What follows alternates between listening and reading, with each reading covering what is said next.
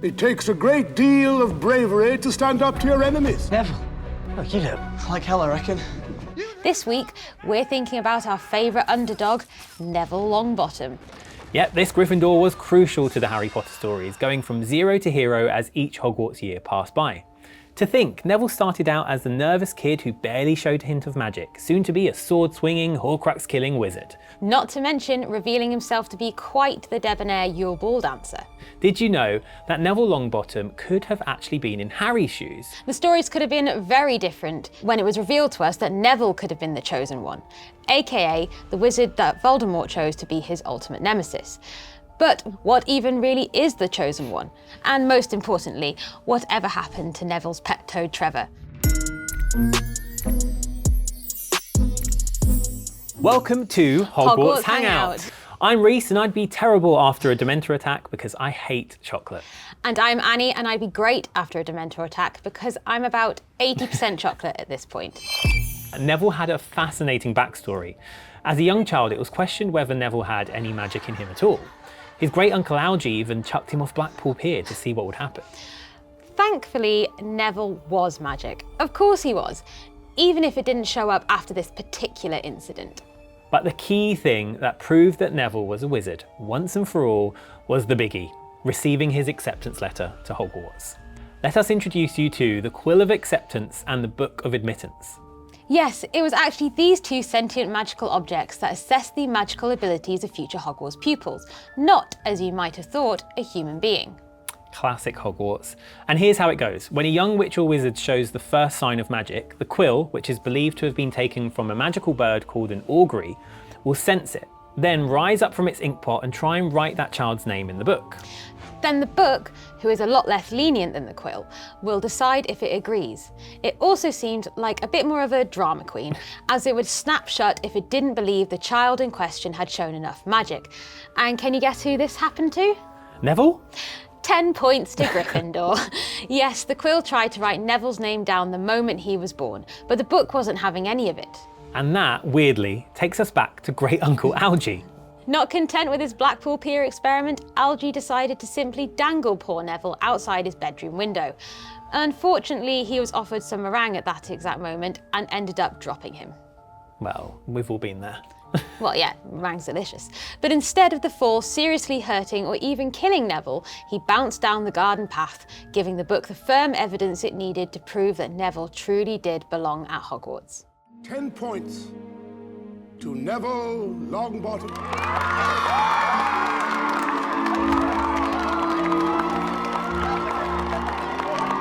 An unorthodox method, and Great Uncle Algy should absolutely be in prison. But we're glad Neville got there in the end. Well, it really seems like Great Uncle Algy did not want Neville to turn out to be a squib, did he? No, he did not. I mean, I guess it is a tough life, which actually always makes me think of this really cool would you rather, which I'm going to put to you, because it's a tough one.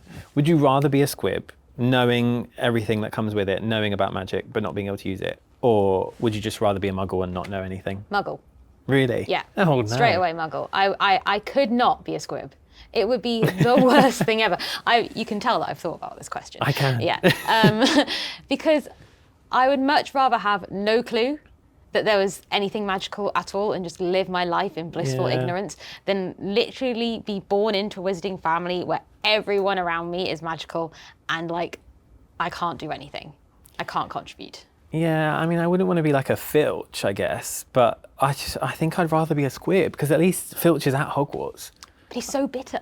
Yeah, well, maybe I guess if I had another job, like, couldn't I still teach something as a squib, like history of magic or something like that? I mean, theoretically, but I would feel very vulnerable doing that. Could you not, like, imagine teaching a bunch of rowdy teenagers and then a bunch of rowdy magical teenagers who could easily cast some rather unfortunate spells on you and you could do nothing about it? Yeah, I guess, I mean, Binns can't do much about it. Yeah, but he's a ghost. Yeah, it wouldn't exactly hurt They him or can't do anything much like that. to him either. Yeah, true. I mean, what does happen then what if a non-magical person like a squib ended up at Hogwarts? Have you ever heard of Angus Buchanan? Oh, it rings a bell. Something to do with rugby or something. Yeah.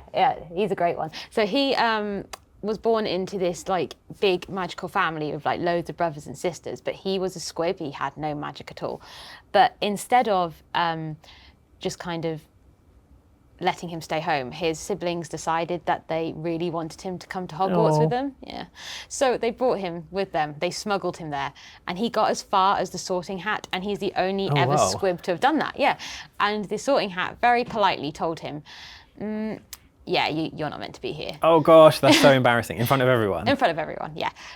In fact, his dad was so embarrassed that he cast him out of the house. But it didn't end badly for Angus. He actually had quite a happy story. He ended up going to Edinburgh and became a rugby player. Oh, I knew it had something to do with rugby. Yeah, it did. Yeah. And he wrote the best-selling book, My Life as a Squib. Great title. Yeah, international bestseller. So, as a rugby player, loads of witches and wizards from all over the world who'd read his book came to watch him play rugby. And yeah, and that is why Scottish rugby holds a place in the wizarding world's heart. Oh, well, there you have it. Maybe it's not so bad to be a squib after all. Still rather be a muggle. Now we're more familiar with Neville, I think it's time we delved into the woolly world of prophecies. Yep, broaden your mind and clear your inner eye. It's divination time. Hermione Granger might have thought divination was a bunch of gobbledygook, but there is some truth to this subject. Known as seers, these witches and wizards had a real ability to make predictions about the future. And although Professor Trelawney might have been about 90% fraud, she was related to the real deal, her great-great-grandmother Cassandra Trelawney. You boy, is your grandmother quite well? I think so. I wouldn't be so sure of that. Give me the cup. Those gifted enough, plus Sybil, can make prophecies about the future that determine the fates of various witches and wizards. All of these prophecies are kept at the Ministry of Magic in the Department of Mysteries.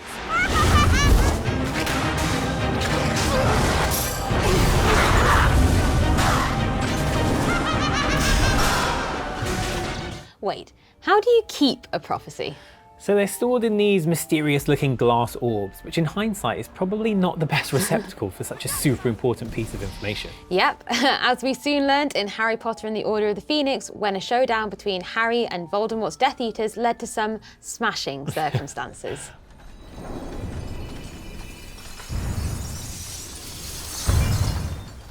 I hope someone had a dustpan and brush.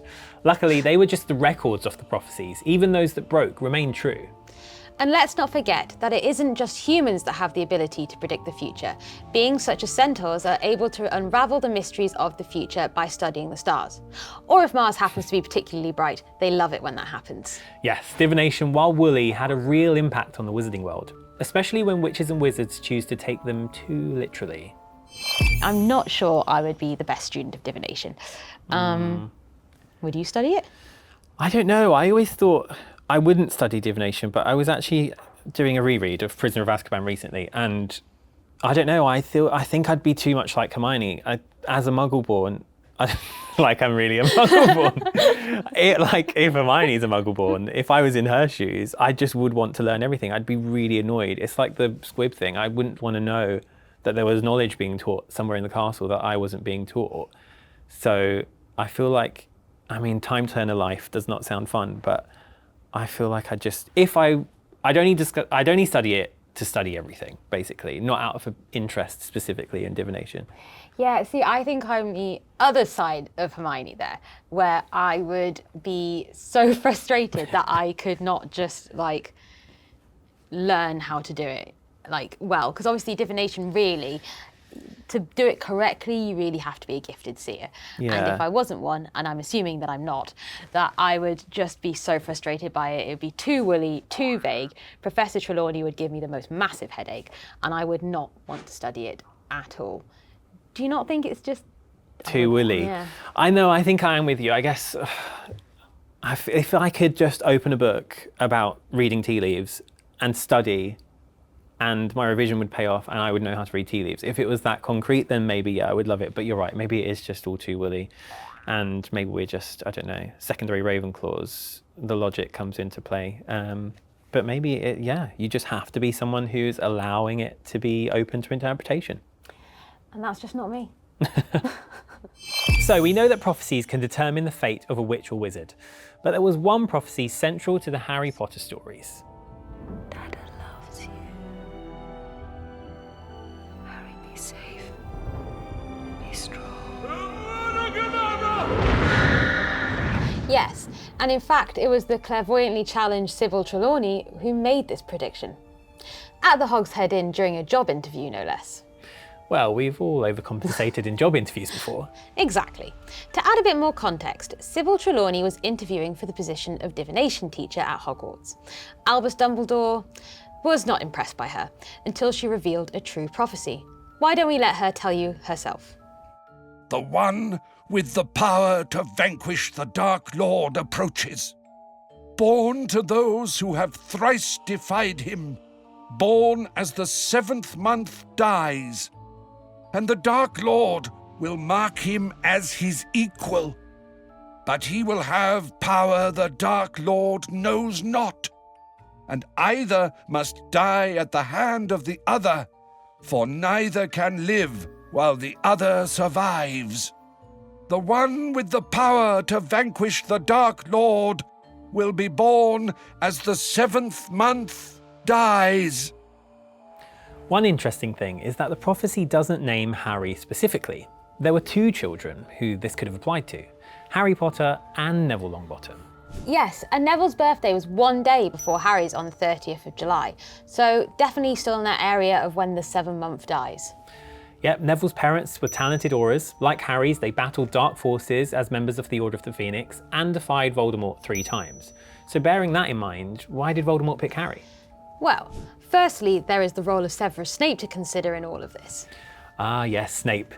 He was eavesdropping that night and overheard Trelawney reveal the prophecy. He immediately ran back to his master and relayed this crucial information to Voldemort. Then Voldemort decided that it must have been about Harry, and if you look closely at the prophecy, there is a key line that explains why Voldemort chose him. He marked Harry as his equal. Come on, Tom. Let's finish this the way we started it. Together. Voldemort decided that it was Harry that was the biggest threat, so the prophecy must have been about him, making it somewhat self-fulfilling. And that's important, because a prophecy might not come to pass. There are many things that can impact the direction of the future. Think of the butterfly effect. And when that prediction for the future is not interpreted correctly, it can cause all sorts of chaos. So I guess it really is kind of like what we were saying before. It's all open to interpretation. I don't know, it just feels like that, what's that philosophical phrase? Like, you know, if a tree falls in the woods. Did it even happen? Yeah, no one can hear yeah, it, exactly. did it? That's what I feel like with prophecies. It's like, you know, if a prophecy was made but no one was around to hear it, is it even a prophecy? Yeah, again, I think we've touched on this before, but I think it really is dependent on the person that hears the prophecy or the person that the prophecy is about. If Lavender Brown, for example, heard a prophecy about herself. Now let's remember that Lavender Brown's most favourite subject was divination. Yeah, she loved it. And Trelawney. And Trelawney. She was a full-on Trelawney fan. She would not hear a bad word against her. Yeah, she would fully believe that the prophecy about her was her path in the future, and that is the road that she was going to take, and that it would come true. And as a result, I think it would happen. But if we go back to our favourite divination skeptic, Hermione, yeah, she, a prophecy about her might not come true because she Wouldn't let it. Exactly, yeah. She doesn't believe in it. Well, or she would know that there are many possible routes that the future could take. And so she wouldn't give it enough weight for it necessarily to become true. Because this is what happens. Like when you look at people like Voldemort and stuff, they give it too much weight. Yeah, he heard it, he made it come true by choosing Harry, by attempting to kill him, by the whole chain of events. That was because of him. I guess what we're getting at here is self-fulfilling prophecy. Yeah. It's exactly what Lavender did when she heard the prediction about her poor rabbit, Binky. Yeah. Well, it wasn't even about Binky. She filled in the blanks on a very vague prediction that Professor Trelawney made, and therefore made it make sense and made it come true. Exactly, and to me that was a bit more like, you know, at a carnival or something, where you go see a fortune teller and they give you the vaguest thing possible, and therefore like you said, I mean, I it will guess come that's true. what makes a prophecy then. Especially that's what we're dealing with Neville and Harry. It's almost, to be a prophecy, it needs to be vague enough, and you need to have a person on the other end who's willing enough to fill in the blanks. Exactly. Harry is always the hero of these stories. I think it would be nice to imagine what could have happened if Neville Longbottom had been the chosen one. Well, they would have been longer book titles for a start. One of the biggest results of Voldemort marking Harry as his equal is that it put a target on the entire Potter family's backs. And it was only because Snape went to Dumbledore that the Potters knew to go into hiding in the first place. If it had been Neville, the Longbottoms probably wouldn't have had such a warning. In all likelihood, they would have been killed in an attack that they never saw coming. And Neville's parents would have never had the chance to give their lives to save their child's, therefore unlocking the magic that protected Harry for so many years. Lord Voldemort might have just killed Neville without any complications at all. Although they might not have been able to make that choice. Even without their son being the chosen one, the Longbottoms still suffered a fate you wouldn't wish on your worst enemy. They were tortured into insanity by Bellatrix Lestrange and had to spend the rest of their lives in St. Mungo's hospital, unaware of who they were. Which must have been heartbreaking for the entire Longbottom family. Neville's grandmother Augusta was famously formidable, but could this tragedy explain a big part of that? Yeah, like Harry, Neville grew up without parents. So if the prophecy had been about him, and he had survived long enough to get to Hogwarts, the story wouldn't have changed that much in that particular way. It does open up a whole can of worms, though. A can of worms, indeed. I mean, when we're talking about Neville possibly being the chosen one, it really does open up a whole load of what ifs. I mean, like, if it had been Neville, would his parents have been able to save him in the same way? Would they have protected him? I think Neville's parents would have wanted to protect him. Like, from what we know about Frank and Alice Longbottom is that they were both very courageous. They were Order of the Phoenix members. They worked hard against dark wizards. But, and this is where our friend Snape comes into play again, he overheard the prophecy and said it to Voldemort. And as a result, and he begged Voldemort to leave Lily alive because of his love for her. Therefore, Lily had the opportunity to sacrifice herself because Voldemort gave her that choice. Yeah, would that have happened? Exactly. Whereas with Neville's parents, they wouldn't have had that choice. I feel like Voldemort would have just gone in and killed them all straight away. And that's even if they were in a fit state at that point anyway, because you've got to remember that Bellatrix Lestrange had tortured them into insanity. Yeah. So, yeah, I think that they would have wanted to protect him, but whether they could have is a different question. That's the big what if. Yeah. You mentioned Bellatrix. I think that Neville's past, I mean, it's equally tragic. I think one of the big what ifs is, could Neville have done it if it was him? Could he have been able to do what Harry does? But I always think they both have a really tragic past. I mean, they both lost their parents in different ways. Neville sometimes arguably is harder, where they're still there, but they're not. And I just think, if you think about Harry's ability to be the chosen one, to defeat Voldemort, it maybe just comes from that he's told that he can. The prophecy has told him he can. The wizarding world has told him he's this boy who lives. Surely that gives you the fame behind it all, gives you that bravery to go and do it. Whereas Neville's a bit more suffer in silence. Yeah, exactly. Everyone's always had that faith in Harry, and he kind of went to Hogwarts, could kind of do magic quite well when he, from the get-go. Everyone told him he could do it. Everyone had that faith in him. Nobody really had that faith in Neville. Like, everyone, I mean, look how desperate his family were just to prove that he had any magic at all. But yeah, I think with Neville, again, he had to go from that bumbling 11-year-old to this leader that we see in the 7th book, and he did do that all by himself. Alone, yeah. Yeah, so that's something that I think that we need to not gloss over, because I think that speaks a lot to his true character. And by the end of the stories, both Harry and Neville were two characters that could easily have defeated Voldemort. I mean, if Harry could do it, Neville could do it, and that's in my opinion. So yeah, I mean, if the prophecy was about Neville, that's how it was interpreted, then he definitely could have done it if he could have done it anyway. So yeah, I guess it all comes down, I think the biggest what if for me is Voldemort already took that out of the equation because he chose Harry, and maybe he chose Harry because, I mean, he says it himself, Tom Riddle says it in the Chamber of Secrets, there are so many similarities between Voldemort and Harry himself. Maybe that's why he chose Harry, as this half-blood, Exactly. with the Muggle heritage like himself, and that's who he marked as an equal. Definitely. I mean, obviously he saw himself in Harry, and Neville as a pureblood. I mean, Voldemort, despite himself, like even at the end of Deathly Hallows, when he found out that Neville was a pureblood, he gave him a chance to join his side. So I think the fact that he saw himself in Harry and probably was repulsed by the Muggle side that he saw also made him the easier target. Yeah, exactly. And the easier choice in some ways. There's no doubt the stories would have changed dramatically with Neville as the chosen one. But did he really have the power to vanquish the Dark Lord? I think it's time to find out. This is the most important question we need to answer. There were so many reasons why Harry was able to vanquish Voldemort. He had the support of Dumbledore and his friends, and the lingering protection of his mother. Something about growing up with the Dursleys, not knowing he was a wizard, may have also shaped who he was as a person, perhaps more defiant to prove something. And I hate to say it, but the Neville you meet in Philosopher's Stone really doesn't give off Voldemort vanquishing vibes. Why is it always me? No, he does not. But even by the end of Philosopher's Stone, we could get glimpses of the brave Gryffindor that lay beneath the surface. He did earn 10 whole points for Gryffindor for standing up to his friends. That's never easy, especially with all your limbs locked together. As the stories went on, he only continued to flourish. Trevor might have left him to live with the other toads down by the lake, but that didn't dampen the spirits of this underdog. Exactly. It turns out he was a natural herbologist and excelled in Professor Sprout's class.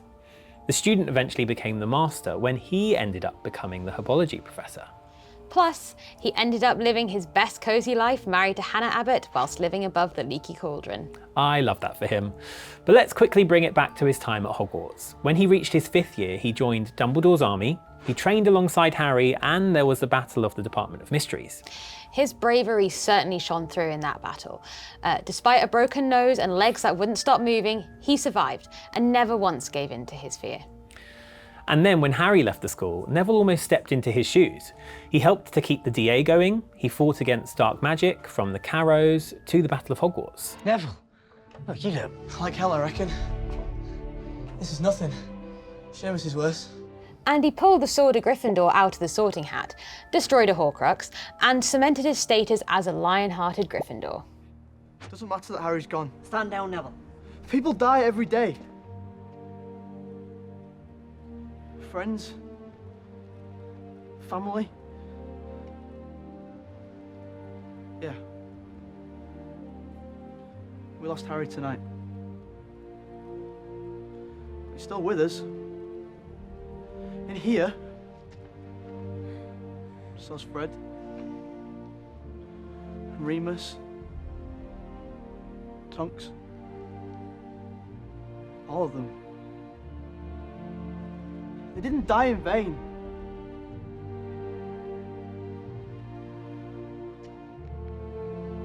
But you will. Because you're wrong. Harry's heart did beat for us. For all of us. Makes me proud to be one. Me too. Especially as he was always humble, which helps a lot with our house's reputation for being a big bunch of show-offs. Yeah, that's always helpful. With all that going for him, Neville had come such a long way from the underdog in the first story. Now he was top dog. Exactly, a talented wizard who was often overlooked. And in my opinion, he always had what it took to end Voldemort's reign of terror. Yeah, so I have said it before. I've made my opinion quite clear. I do think that Neville had it in him to defeat Voldemort. I mean, by the end of Deathly Hallows, he and Harry were just as talented as one another. Absolutely. They both had the same level of skill. But I'd be curious to know what you think. Do you think he had it in him? No, yeah, I think he could have defeated Voldemort. But like you said, they probably had the same power towards the end of Deathly Hallows, but in their own ways. So I like to think that, yes, he could have probably defeated Voldemort if he was the chosen one, but he might have done it in like a herbology way. Like, you know how Sprout kind of throws Devil's Snare at people during the Battle of Hogwarts. That's her way of battling. I like to think that's how Neville would have taken down Voldemort. For a mandrake at Voldemort exactly. And Night Run off. Screamed him to death rather than, Harry's style of over-relying on Expelliarmus. Unless Neville would have his own signature spell. And I know exactly which one that should which? be. Yeah, the body bind curse. Oh my gosh, Yeah, yes. taking it back full circle to when his friends used it on him. Right back to the beginning. Yeah, right back to the beginning. He would use it on Voldemort. Voldemort would look quite silly, but he would also be defeated. Oh my god, that'd be Win-win. so fun. Petrificus Totalis on Voldemort. Yeah, why don't they do the silly spells in the Battle of Hogwarts? That'd be great. They're still effective. Yeah, definitely. But actually, that does make me think, talking about Neville standing up to his friends and the level of support that Harry got, do you think Neville would have had the same support if he was the chosen one? Yeah. I mean, if he was the chosen one, yes. I feel like, you know, he still would have had the lessons that Harry had with Dumbledore if he was the chosen one. So he would have had Dumbledore's support for sure. Oh yeah, and we can't forget about Augusta Yeah. Longbottom. Neville's gran was formidable. You would not want to cross her and her No. vulture-topped hat. I mean, she was in the Battle of Hogwarts. Yeah, so she was. arguably that's more support than Harry would have had because obviously he had other family, even with the loss of his parents. He had a really powerful witch grandmother that's around. Yeah, but then I guess the Harry's true family really was his found family, the Weasleys and his friends like Yeah. Ron and Hermione.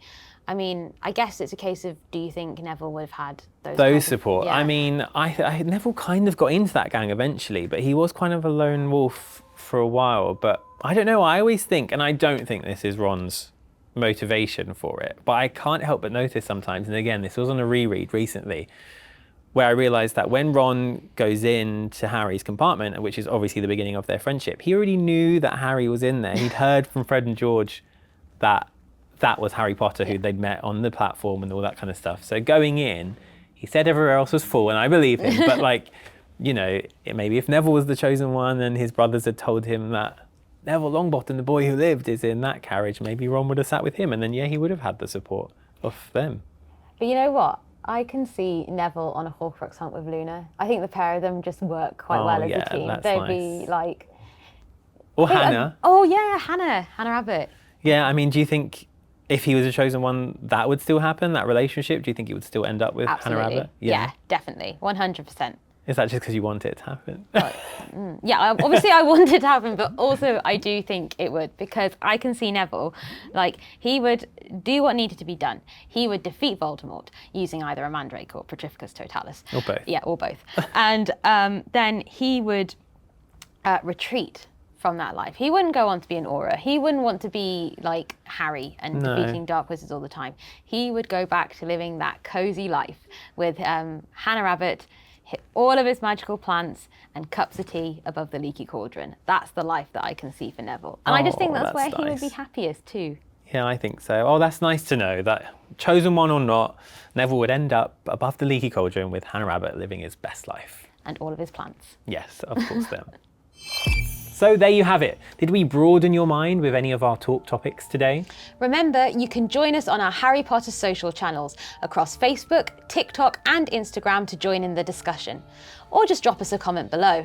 And for more Wizarding World news, as quickly as our hours can deliver, visit the official Harry Potter website where you can sign up, discover your Hogwarts house, or simply geek out with us on some of your favourite Harry Potter moments. We'll see you again next time. But for now, if any of you happen to see a toad, let us know. Neville's lost one.